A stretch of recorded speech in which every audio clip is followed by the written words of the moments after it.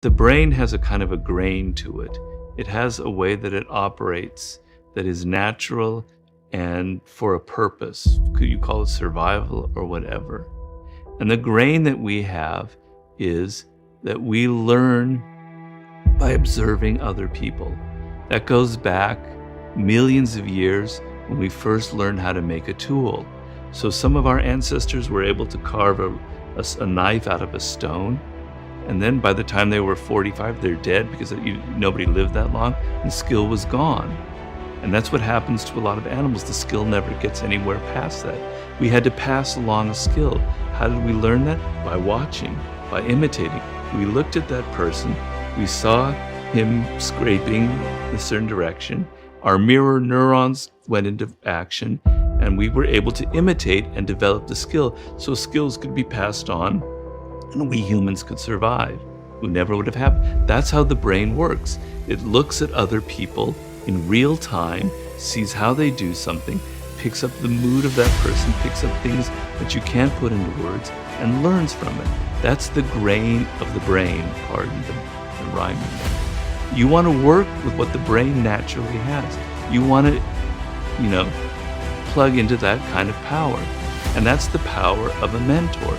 It can't be virtual because we humans weren't built for virtuality. We were built for picking up the moods and emotions and to actually watch that master in real time and see it.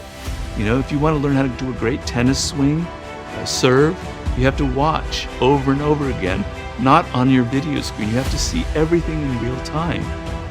So we are built to learn from other people by imitating them, by picking up their moods, by interacting with them.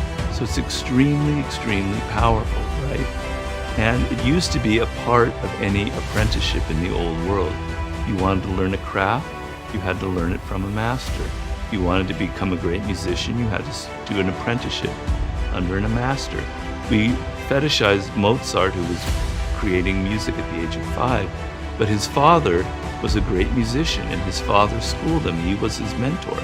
You need a mentor in life so that the knowledge of somebody else, their experience, the mistakes they've made, the things they have learned, become your knowledge.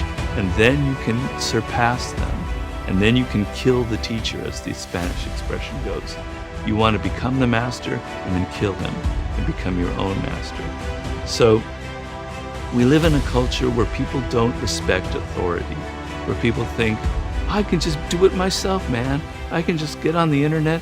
I can learn what I need to have. I don't need to go out there and find, but it's basically your laziness and your fear of confronting someone who really knows their field as opposed to you who knows shit, right? It's really your fear that's speaking, not your pomposity and your superiority. To be able to put yourself in the hands of a mentor requires some humility to realize I'm inferior. I need the knowledge of somebody superior. So I want to excite you by this idea. I want you to work with the grain of the brain, and work with what's natural and delve into this extremely powerful element in human nature and how we learn. And then in the book, I describe strategies for how to find a right mentor, how it's like a second parent. You didn't get to choose your father or mother, sometimes unfortunately, but you get to choose this second father or mother. And they have to complement you, and they have to be a person that you would like to be. On and on and on. It's an emotional relationship. It's a very rewarding emotional relationship. Everybody wants shortcut. They want that app that's going to get them to mastery in like 2 years. There's no such thing. It'll take 7 years. It'll take 10 years or whatever. But a good mentor can speed up the process because there's a thing known in the science called deliberate practice.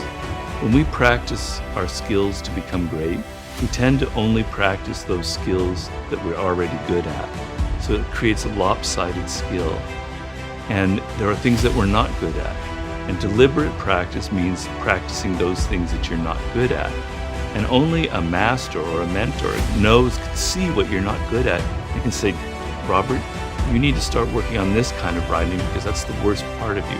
They can say, don't go down that avenue. Don't write that book because that's going to waste time. They're going to save you from wasting time. So instead of 10 years with a good mentor, maybe it'll take 7 years or something like that.